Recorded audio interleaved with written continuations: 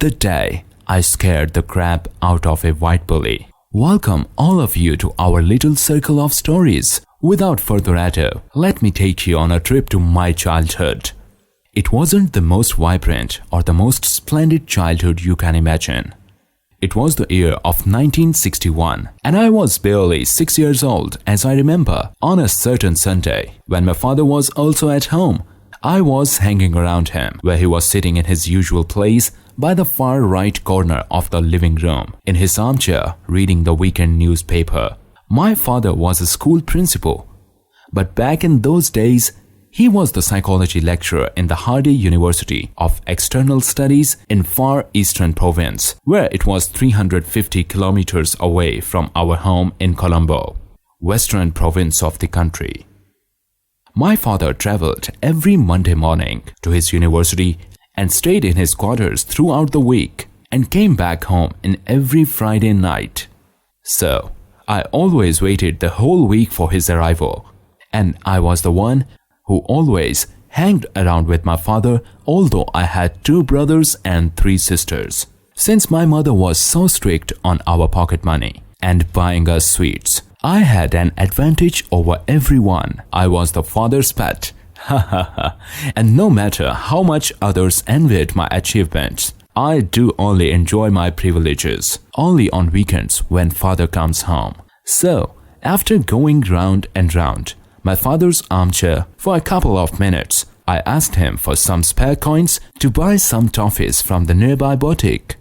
Tata, can I have some money to buy toffees? Tata is the term that we use to address our father in our native Sinhala language. He took his eyes off the newspaper and gave me a good stare over the reading glasses and put his hand into his trouser pocket. The rattling sound of the change coins in my father's trouser pockets was one of my favorite sounds as a little boy growing up. And it was the feeling that made me rich inside. And again, being my father's good son and favorite child gave me the sweet feelings of owning so much money, which I never earned. At that time, we were living in a rented house beside the main road which connected Colombo to Maharagma and Kotawa towns. The high-level road, people called it.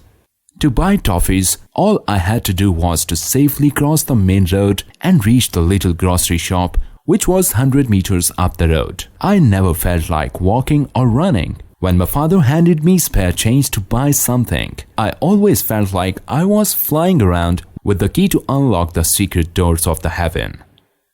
I took off, and the only thing in my mind was whether to buy Chibi Bulter toffees, Milky Delta toffees, or to buy both. I ran down the house. Past the gate onto the road, with my great big dilemma in my mind, crossed halfway across the main road, and suddenly remembered that I forgot to look both sides before crossing the road. Damn! This was in 1961. There were no cars for hours, sometimes, although it was one of the main roads in the whole country. Just then, I heard the big boom of a bullhorn-like sound. Suddenly, I took a big dramatic pause in the middle of the road, followed up by a great big screech of the rubber tires against the tarred road.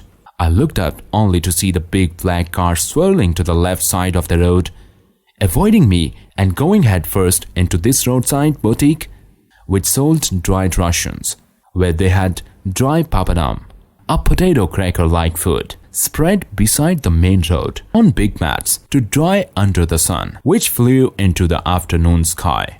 Before turning back to run into the house, the only thing I saw was that somehow in the middle of the day it was raining.